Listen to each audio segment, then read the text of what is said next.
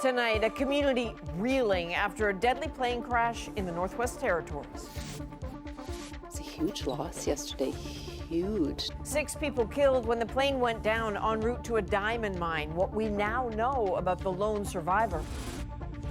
A new plan to finally pay Paralympians when they make the podium. It allows you to focus on what you can do right now to be your best. And a Canadian exclusive with Ukraine's First Lady. Nice to meet you. Olena Zelenska reveals for the first time what happened after Parliament's controversial standing ovation. When you and your husband realized what had happened, what did you think? This is The National with Chief Correspondent Adrian Arsenault. Thanks for joining us. The lone survivor of a plane crash in the Northwest Territories is in hospital tonight, and we're learning more about the 6 others who were killed, 2 flight crew and 4 passengers who were on their way to the diamond mine where they worked, including Howie Benwell. His family identified the 30-year-old as one of the victims of the crash, and there is grief in the town of Fort Smith. That is the community the plane departed from, the territorial flag flying at half-mast. So Fort Smith sits on the border with Alberta. The flight was destined for the N.W.T diamond mine, about 300 kilometers northeast of Yellowknife. That city is where that survivor remains in hospital. And Yellowknife is also where we find Juanita Taylor, who is speaking with families and communities reeling tonight. There is heartache in Fort Smith. It was a huge loss yesterday, huge. This convenience store has become a gathering place for those who just need to be around one another. In one incident, having so much loss, I just knew it was going to be difficult for people to handle that. They are only beginning to process what happened just outside their town Tuesday, when a plane crash took the lives of 2 flight crew and 4 passengers on their way to work at the N.W.T diamond mine, including Howie Benwell. His sister, Crystal Benwell, told CBC News that he celebrated his 30th birthday just weeks ago, a local musician with a great sense of humor. The coroner service would like to express our condolences to the family and the community of Fort Smith during this very tragic and difficult time. Wednesday, confirmation of what many people from Fort Smith already knew. Of the 7 people on board the Northwestern Airlines flight, only 1 person survived. Kurt McDonald, a young dad, was identified by his own father. He was airlifted to hospital in Yellowknife. According to the Transportation Safety Board, the plane crashed just before 7 a.m. local time, about 500 meters from the end of the runway at the Fort Smith Regional Airport. Northerners all across the territory are feeling the loss, like in Hay River, 300 kilometers away. I don't know yet who was on the flight, whether it's people I know, but I know that regardless, it's going to be friends, family of people that I know and care about. Scott Cloutier has opened up the youth center for those needing support. We're only a 3-hour drive away from Fort Smith, so again in the north, that's kind of like the next community over. So the ties between Fort Smith and Hay River are very, very strong. Juanita, it seems pretty clear that a lot of people in the area have real connections to the N.W.T mine. What more can you tell us? Well, Adrian, N.W.T Diamond Mine is one of the territory's largest employers. It's been in operation since the early 2000s. Now, just last month, Adrian, an Air Tindy plane went down near N.W.T Diamond Mine with ice road workers. Now, all 10 passengers and crew on that flight survived. Now, a representative from the company that owns N.W.T Diamond Mine, Rio Tinto, plans to make a visit to Fort Smith in the coming days. And tonight, Adrian, a vigil is being held in the community. All right, thank you, Juanita. That's Juanita Taylor in Yellowknife tonight.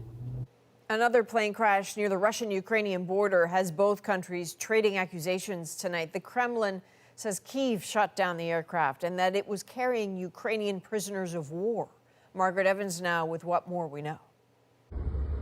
The path of the Russian military plane captured on cell phone video as it came down in the Belgorod region, close to Russia's border with Ukraine. Locals in a nearby village say there were two big bangs. We all ran outside, says Marina Mitsentseva, in case help was needed. It crashed far from the village. It was very loud and scary.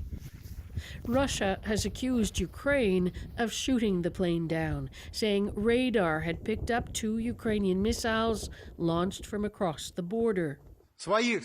They shot down their own soldiers mid-air, the House Speaker told Russia's parliament. Their mothers were waiting for them. Children were waiting. These are images from a prisoner exchange earlier this month, and Ukraine has confirmed that another swap was planned for today. But Ukraine also accused Russia of withholding information it usually provides, its military intelligence agency releasing this statement. The Ukrainian side was not informed about the need to ensure the safety of the airspace, as was repeatedly done in the past. Ukraine's President Volodymyr Zelensky is demanding an international investigation. It's obvious the Russians are messing with the lives of Ukrainian captives, the feelings of their relatives, and the emotions of our society, he said.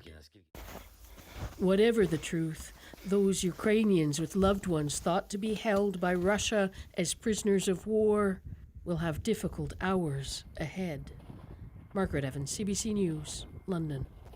Someone who knows all too well the impact the war is having in Ukraine, that country's First Lady, Olena Zelenska. Tonight, in an exclusive interview, we talk about that as well as this moment. A standing ovation during her and her husband's visit to the House of Commons for a Ukrainian veteran who, it was later revealed, fought for a Nazi unit during the Second World War.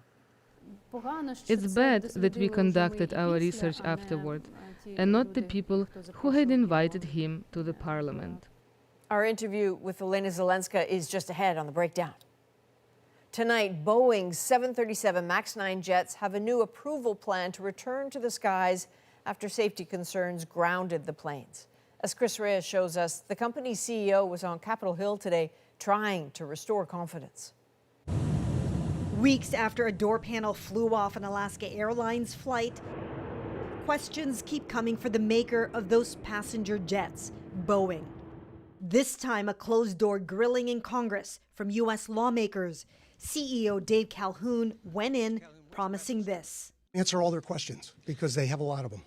Calhoun came out hours later sharing no details, describing the meeting in just a few words. Constructive, shared everything I could. But safety concerns go further than just the door. Both Alaska and United Airlines say loose bolts have been found in their Boeing-made planes. I'm angry. I'm more than frustrated and disappointed. I am angry. The MAX 9 groundings is probably the straw that broke the camel's back for us. We're going to at least build a plan that doesn't have the MAX 10 in it. In a new statement, the Federal Aviation Administration says it's rolling out plans to return the Boeing 737 MAX 9s back to service, pending a full inspection and maintenance process. United Airlines now says it has the FAA's approval to return its 737s to service beginning January 28th. One senator in the meeting later posted a demand for leadership that puts safety ahead of profits. From Boeing's CEO, a show of confidence. We have confidence in the safety of our airplanes. But turbulence continues for the company. This weekend, a Boeing plane lost its nose wheel, a Delta flight, while waiting to take off. Projecting confidence, easy to say, harder to deliver, says this aviation expert. Boeing will just have to go back to first principles and look at their entire design and engineering production cycle. On Thursday, Boeing workers will pause production on the planes under investigation to take a workshop on quality control, all in a bid to deliver on promises that have yet to land. Chris Reyes, CBC News, New York. To a report by the Globe and Mail now, which says 5 members of Canada's 2018 World Junior team have been told to surrender themselves to police in London, Ontario. Karen Paul's now with how the story is developing tonight. The report in the Globe and Mail doesn't identify the players, but it does say they'll face sexual assault charges. CBC News has not independently verified that. In a social media post, London police said they understand there's significant public interest in relation to a sexual assault investigation dating back to 2018. They anticipate a news conference on February 5th. I think probably the degree of public interest and scrutiny has made them perhaps more reluctant to speak before things are settled. Court documents revealed police believe they have reasonable grounds to lay charges. In a statement of claim, the alleged victim, known as EM, said she met some of the hockey players at a downtown London bar during a Hockey Canada event and went to one player's hotel room. But she alleged the player allowed 7 others to enter the room without her knowledge or consent. She describes a series of degrading sexual acts while she was too intoxicated to consent. Police investigated but closed the case months later. The woman sued Hockey Canada and 8 unnamed players for $3.5 million. Hockey Canada settled out of court using a reserve fund partially funded by children's registration fees. The scandal rocked hockey in Canada, with parliamentary hearings, resignations, and sponsors pulling out. In the wake of all that, police reopened the case in 2022. Now, reaction to news that charges may be imminent. My thoughts are with the alleged victim, but it's good to get to the end of this situation. It's tarnished the image of Hockey Canada. So, Karen, I gather there's some news regarding players from this team. Right. Well, in the last few days, 5 of the 28 players of that 2018 World Juniors team have taken leave of absences from their professional teams, but there is no evidence of any connection to the allegations. Adrian? All right, Karen Paul's in Winnipeg for us tonight. We can now tell you that the man facing charges after shooting yesterday at Edmonton City Hall has been identified as an employee at the same company that provides security at the building. The 28-year-old is accused of firing a long gun and throwing a Molotov cocktail before an unarmed security guard detained him. No one was injured. The security company confirmed he's been an employee since 2019, and he's been assigned to a number of locations, but never City Hall. Despite easing inflation and growing pressure, the Bank of Canada has decided it's too soon to start cutting interest rates. Nisha Patel now on the reason for the holdup and when those rates could start coming down. For the 4th time in a row, the Bank of Canada held its key interest rate steady at 5%. There's a clear sense that, yes, inflation is coming down, but we remain concerned about the persistence of underlying inflation. Monetary policy is working, but we need to let it keep working. But for the first time, Governor Tiff Macklem signaled rate hikes are likely over, though he avoided giving a timeline for interest rate cuts. I worry that putting it on a calendar is, it's a false sense of precision. We're going to have to see how inflation evolves. Higher interest rates make it more expensive to borrow money, and they are having an impact. Consumer spending has slipped. The job market has slowed, the economy has stalled. While the path has been a bit bumpy, overall inflation has cooled from a peak of 8.1% to 3.4% over the past year and a half. We haven't been pushed into a recession. I mean, we've seen unemployment rate, ticking up certainly since the spring, but we haven't seen the kind of job losses we normally see when you have this big, giant tightening cycle. Still, risks like shipping disruptions in the Red Sea threaten to throw the fight against inflation off track. Experts say the Bank of Canada is in a tricky spot. If you start lowering too soon and inflation starts to pick back up, then again, you run this risk of inflation getting out of hand and then destabilizing those expectations. So there won't be any interest rate relief for many Canadian households just yet. Most market watchers think the central bank will start cutting rates by July. Nisha Patel, CBC News, Toronto. Rona is cutting about 300 jobs and closing 2 distribution centers in Quebec and Alberta. The company says the cuts are part of an effort to consolidate operations. The centers will begin closing in March. This is the second round of layoffs by Rona in less than 1 year. It also cut about 500 jobs last June. Tucker Carlson has come to Canada. The former Fox News host is known for promoting the racist Great Replacement theory and casting doubt on Donald Trump's 2020 election loss. He depicts Canada as an authoritarian one-party state. But Aaron Collins shows us that didn't dissuade him from taking the stage in Calgary to interview Alberta Premier Danielle Smith. Good evening and welcome to Tucker Carlson Tonight. A leading voice on America's right. Thank you truly for having me. Bringing his controversial ideas about immigration and race north. This is a destruction of you and your culture and your beliefs and your children and your future as a country. Tucker Carlson labeled an extremist by groups that monitor hate speech in the U.S., holding court at sold-out venues in conservative Alberta. If you change the population of the country, you change the country.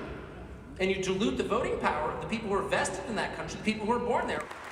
Thank you. In attendance, Premier, thank you. Alberta's Premier taking questions from Carlson, among them questions about the 2022 convoy protests and 4 men arrested during the blockade of the U.S. border for allegedly conspiring to kill Mounties. I'm not proud of our country for the fact that we still have people languishing in jail for going on 2 years. Well, those messages resonate with some of Danielle Smith's conservative base, the same people drawn here to listen to Carlson, including the founder of Take Back Alberta, a grassroots group that helped Smith become premier. Alberta is the heartland of conservatism in this country. It's the last stand against what we're up against, which is this totalitarian creep of socialism. But the premier sharing a stage with Carlson, a concern for some political watchers. By riling up the UCP base through a conversation like this one with Tucker Carlson, that might advantage her in one way, but it might disadvantage her because the average Albertan is not in favor of Tucker Carlson's views. Smith has said she takes questions from all media, and she says speaking to Carlson will help her to tell Alberta's story to the world. Of course, it's difficult to say what that story will be, especially when the main character tasked with helping to tell it is a peddler of misinformation. A big gamble on a very big stage. Aaron Collins, CBC News, Calgary.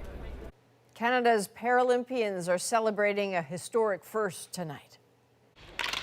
The boost of cash for a podium finish. For me personally, it's a huge motivator.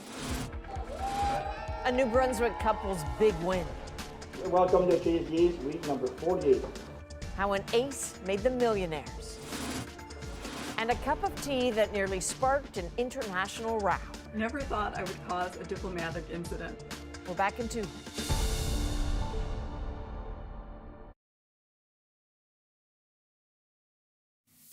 I want to thank my wife, Tracy, and my kids, Nate and Maggie. That's Jon Stewart, who helmed The Daily Show for more than a decade. Well, he is coming back. He will host Monday nights starting in February, a role he gave up full-time in 2015. Stewart will be part of a rotating cast of talent behind the desk through the U.S. presidential election season. For the first time, Canada's Paralympians will be paid for reaching the podium, just the same as their Olympic counterparts. As Olivia Stefanovic shows us, this is a move towards fairness ahead of the 2024 Paris Games. No matter how many medals Tyler McGregor won, the reward was never equal to his Olympic counterparts. Now that's changing. You're not making a whole lot of money doing this. And so I think for any Paralympian, it allows you to focus on what you can do right now to be your best. We are absolutely thrilled. Starting this summer, Canadian Paralympians will be given the same amount of money as Olympic athletes for making the podium at the 2024 Paralympic Games and each of the games after. $20,000 for winning gold, $15,000 for silver, and $10,000 for bronze. For me personally, it's a huge motivator. Paralympic silver medalist Priscilla Gagné says the money helps, but this is about being treated fairly. People see you differently. You're not as valued as maybe the Olympians. Canadian athletes started to get money for medals at the 2008 Beijing Olympics, but Paralympians were left out. This donor put up $4 million, half of the money needed to pay Paralympic medalists. The stories are so compelling and they're so human and emotional. Even though Ottawa is also contributing $2 million, the Canadian Paralympic Committee still needs to raise more. It's not appropriate anymore for us to have 2 or 3 different tiered systems for how people participate in sport. Back on the ice, McGregor says it's the beginning of change. This helps create that virtuous cycle that allows us to continue to build A hope that Paralympians will finally get the respect and pay they deserve. Olivia Stefanovic, CBC News, Ottawa. A New Brunswick family is more than $8 million richer tonight after a string of luck in a game of chance. Welcome to Chassier's week number 48. Pretty big night in the small community of Petit Rocher, where a major jackpot was on the line in a fundraiser that lasted way longer than anyone expected. The game is Chase the Ace. The prize ballooned over nearly a year, all culminating in this moment. Oui, monsieur, vous l'avez! 8,224,080 $. That jackpot, again, $8.2 million, believed to be a Canadian record. Soon after the draw, the couple arrived to claim their cash, the big win still fresh, the reaction surprisingly subdued. Had you been dreaming of what you would do with the money if you won, or? No, not really, because it seems so far-fetched. The couple not yet sure of their long-term plans, but when it comes to the immediate future, I might have to call in sick. And as for the future of the fundraiser in Petit Rocher, organizers say they need a bit of a break. But after raising millions for their community, Chase the Ace will be racing back in no time. In a Canadian exclusive, we speak to Ukraine's First Lady about coping in a relentless war. I feel a personal responsibility. Our conversation ahead on The Breakdown. And the unintended consequences of ditching single-use plastics. How many of these types of bags would you say you now have in your house? Oh, Christ. The National breaks down the stories shaping our world. Next.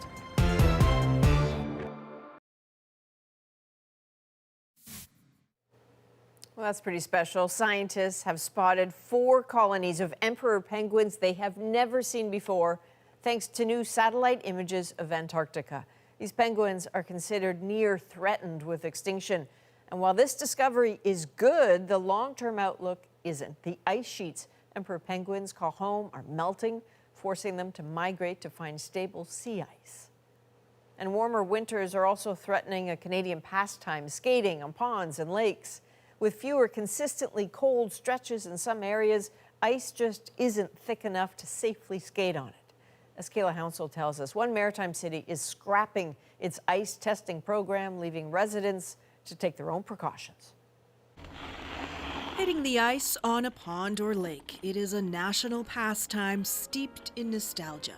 But now the tradition itself might be on thin ice. Now we rarely get an extended period on the lake. It's later than it used to be, and the duration of the time where it's safe to skate is shorter. So Halifax has decided to stop testing the ice thickness to see whether it's safe for skating. Chocolate Lake used to be packed with skaters. Normally McLeod has lived here for 26 years. We've been able to see climate change right out our back door. Across the country, there have been warnings about thin ice. In Ottawa, 2 teens drowned. Now, in Halifax, this regional councillor says the decision to stop checking for safety is a practical one. For the last several years, we've averaged 1 day of available skating. Last year there was none. So the program has really just become irrelevant because basically the ice is never safe to skate on anymore. 7 centimeters or less, you should not be out there at all. And that's a good chunk of our winter now. CBC meteorologist Ryan Snodden says there are just not enough consecutive days below freezing. It's 3 days here, 4 days here at the most, and that's usually only 1 or 2 times in the entire winter. McLeod has the records to prove it. I started keeping records 25 years ago, and the owner before me kept records before that. So I have 33 years Back then, the lake was often frozen in December. Last year it was February 5th. Oh, this one's February 11th. And this one's February 4th. Her husband checks the ice himself, so they'll continue skating on the rare occasion it's thick enough. I do feel sad that there will be kids growing up who won't really know what it's like to just pop on the skates and head to the lake. A sign climate change isn't just causing dramatic weather events, but also affecting everyday life. Kayla Hounsell, CBC News, Halifax.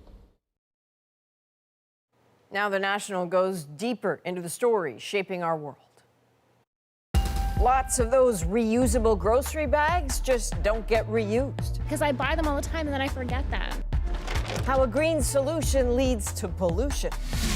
But first, Ukraine's First Lady in a Canadian News exclusive. Nice to meet you. It's a pleasure for me. She's talking to us in part because the National Ballet of Ukraine is touring Canada right now. A reminder that her country is more than a battlefield. She ended up revealing for the first time how her government reacted to a Made in Canada scandal. This is the breakdown. Olena Zelenska, a screenplay writer by trade, now lives through the day-to-day drama of real-life war. She told me about the toll that takes on her family and her people. Thank you very much for making time for us. Nice to meet you. It's a pleasure for me. An interview that almost didn't happen. Air raid sirens in Kyiv, part of a delay, an interruption in every day of every Ukrainian, even the First Lady. Our whole life is now regulated by air raid alerts. So we have to stop our work. We have to change our schedule in some way because of this, unfortunately. You know, I'm sorry about those sirens. We've been in Ukraine many times, have been there for that experience. And some Ukrainians have told us they're so tired at night when the sirens go off that sometimes they say, I'm just going to keep sleeping. What happens to you at night? You know, there really is this fatigue, and these fatalistic thoughts keep coming, such as whatever happens, happens, let it be. I can't take this anymore. But it's wrong. I feel a personal responsibility. No matter how much we don't want to get dressed and go to the shelters at night, we have to do this because we understand. We realize that every air raid can be the last one, the fatal one. So that's a very hard way to live, even for a few days at a time. You know, we're approaching 2 years now, and I have heard you be very open and generous about talking about the mental health toll this takes on people. Can you help us understand what sort of toll it's taken on you? I was recently reviewing the materials of our program and reading about generalized anxiety disorder. And it occurred to me that it must be so, that perhaps we all have it. Unfortunately, we all feel this way. The fear of war is constantly hanging over us. And there is no way to rest or distract ourselves from it. What can't you do that you really wish you could do? We are trying to squeeze out all the positive emotions that we can get from every moment when we are all together. Of course, we miss peaceful family dinners when we don't have to keep track of time. We miss quiet family breakfasts when everyone plans the day and there is a certainty that in the evening we will all get together. Children do grow up. Time is lost. And this, of course, bothers me. Because I would like their father to be able to give them more of his attention. We just simply miss conversations. Parenting cannot be done over the phone, unfortunately. Getting the attention of their father won't get easier anytime soon. Zelensky is in a race for more support globally. Partly what brought the first couple to Canada in September. The visit was supportive, enthusiastic, a success. And then this happened. Yaroslav Hunka receiving a standing ovation in the House of Commons, ultimately a disaster. Hunka, it turns out, had fought for the Nazis in the Second World War. there was also an incredibly embarrassing moment. No one from the inner circles of Ukraine has publicly addressed Canada's embarrassment until now. When you and your husband realized what had happened, what did you think? First and foremost, we immediately started to figure out what exactly happened. And when you look at the story of that man, of course, we couldn't control who would be invited to the Canadian Parliament. We couldn't give our guidance. Whatever happened, happened, and it was too late to say something. But we investigated the story of the person who was there in attendance. And it turned out that he was 16 or 18 years old at the moment when he joined some sort of organization, kind of Nazi organization. It's bad that we conducted our research afterward, and not the people who had invited him to the parliament. So Ukraine researched Hunka. That's new information. What's not is the understanding that Russia uses anything to shame and blame Ukraine. Applauding someone who'd once fought for the Nazis was a gift to Russian propaganda. This is yet another example of Russia using every opportunity to discredit us. We don't know the entire story of that man, whether he changed his views about life afterwards. Most likely, he did change his mind. He lived a long life. But we have to expect every step of the way that Russia can use anything. Everything can be used for discrediting. So that must have been very disappointing. Did people apologize to you? I can't say for sure, but I think that yes, at the official diplomatic level, this matter was somehow resolved. What is not settled is the future of funding for Ukraine. The war has not shifted significantly. Ukrainian troops are holding on but not winning. To do that will take more, but more is far from guaranteed. This political cartoon in the Washington Post this weekend says it all. Aid for Ukraine is caught up in political tugs of war around the world. I would really like to wish all politicians who make any decision to remember that they are not just making a political decision. At that moment in time, they are deciding the fate of every Ukrainian child, woman or man. Imagine a situation when a gravely ill patient is told that, "I'm sorry, but we no longer have the capacity. We have set out priorities, and unfortunately, we may soon stop giving you the medication you need." We realize that helping is also difficult, but it seems to us that this is very important for the whole world. Consider the air defense system Canada promised Ukraine and bought last year. It still hasn't been delivered. Delays about international agreements. Whatever the reason, delays are deadly. To keep Ukraine top of mind, then, sometimes takes creativity. To remind all just what's being lost in war. That's partly what's happening with the 10-city Canadian tour of the National Ballet of Ukraine. It's also a fundraiser for Olena Zelenska's foundation. It is important for us to be heard not only when we talk about air defense systems, also for people to see that Ukraine is a modern country with developed art and that our artists deserve to be a source of inspiration. They inspire us and we want them to inspire you. Я б могла розповісти зараз історію Олександра Шаповала, який I could tell you now the story of Alexander Shapoval, who could have been present on stage in Canada, but he died last year. Це був артист балету. He was a ballet dancer from this theater who volunteered to defend our country last year. Can you imagine that? A ballet dancer? And not only dancers, singers, classical musicians, and actors are dying in the war as soldiers. This is probably one of the greatest pains of the war. We lose hope for the future in each of them. All told, hers is a life spent getting from one moment to the next. Looking too far ahead is hard for a First Lady in war, but a must for a mom with children who have goals and hopes. My daughter is currently an international law student. And my son, he definitely dreams of joining the military, like most boys in Ukraine nowadays.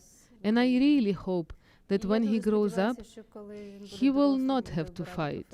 This is a dream for all parents today. Our soldiers are fighting now so that our children will not have to fight. You were very generous with your time and your thoughts. Thank you very much. It's an honor to talk to you. Дякую. Hoping to see you in person, maybe one day soon in better days. Okay. So you just saw a bit of the National Ballet of Ukraine dancing in Quebec City as they tour the 10 cities in Canada. Tonight, they begin a 4-night engagement in Toronto before heading west.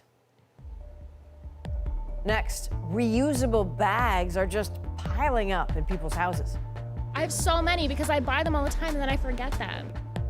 The trouble with reusable, next.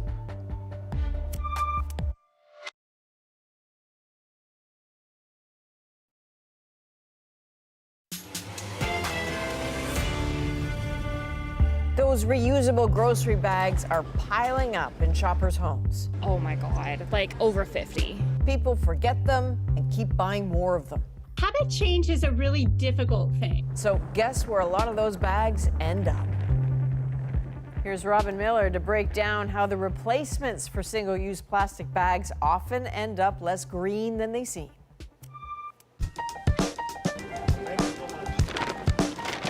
How many of these types of bags would you say you now have in your house? Oh, Christ.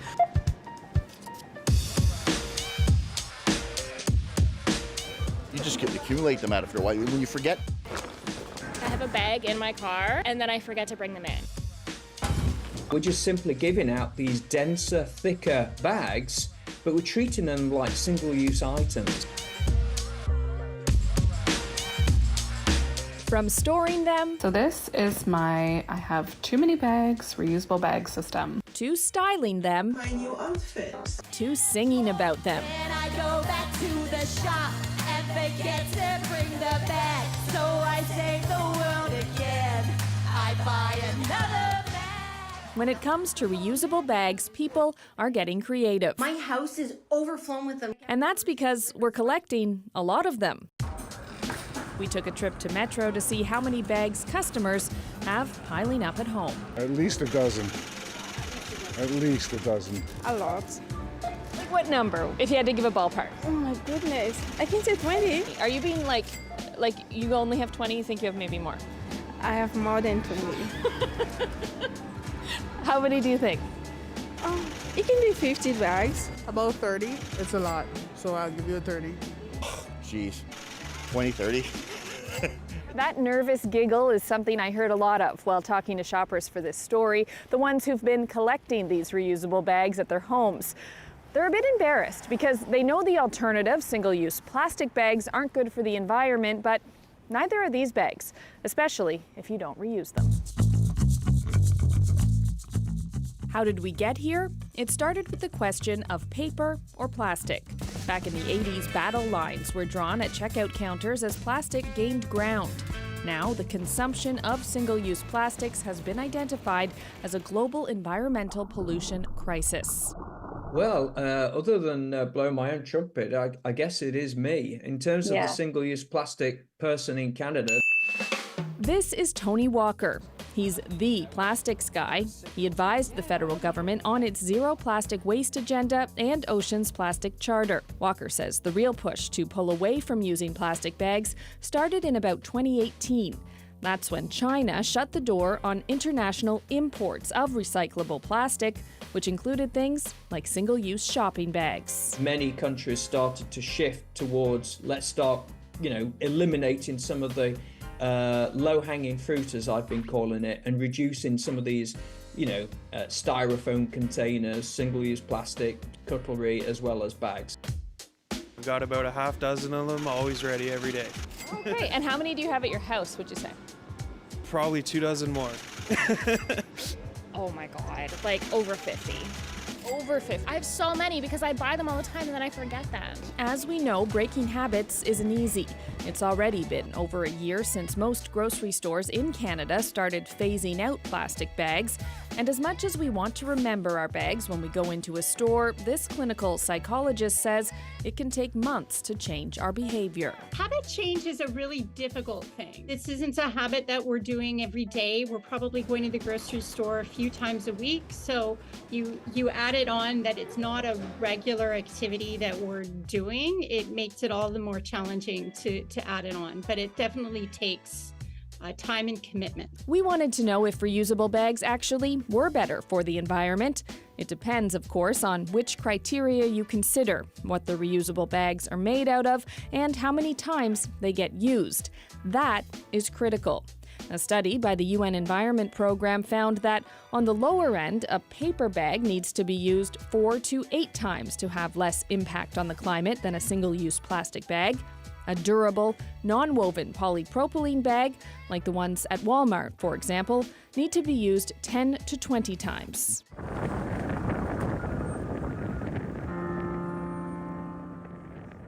What happens if you don't reuse them? Well, this is where they'll likely end up.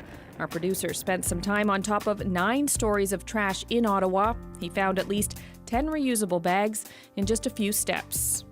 So you know what? I use them for when I scoop cat litter, which is gross, but they're sturdy. It's better than plastic bags. What we're seeing is more, business as usual. We're just simply giving out these denser, thicker bags, but we're treating them like single-use items. So it's almost replacing one single-use item, like the plastic bag, with a reusable bag.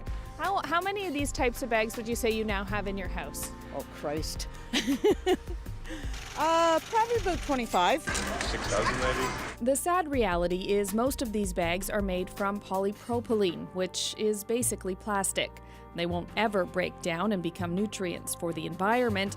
They'll just continue to degrade into smaller plastic particles, microplastics or nanoplastics. There's a word of caution with how we use them. If nearly 40 million Canadians can do better and only have, maybe 80 million reusable bags, then it kind of interrupts and intervenes that step where we continue to keep acquiring new bags week in, week out, which is clearly unsustainable. Some nonprofits and charities do accept donations of these reusable bags, but even they have limits. And realistically, you're probably never going to use those 25 or 50 bags you have piling up at home. So do yourself a favor, save some money, come up with strategies, and don't forget to bring your bags. All right, Robin Miller's story is prompting a lot of reaction. Some people say they have hundreds of those bags from using grocery delivery services. Others say they use them to store garbage, just like they used to store those flimsier, cheaper plastic bags. Next, the perfect cup of tea that is stirring up a debate. My perfect cup of tea starts with loose tea, black tea, usually a nice English breakfast. An American chemist's controversial recipe in our moment.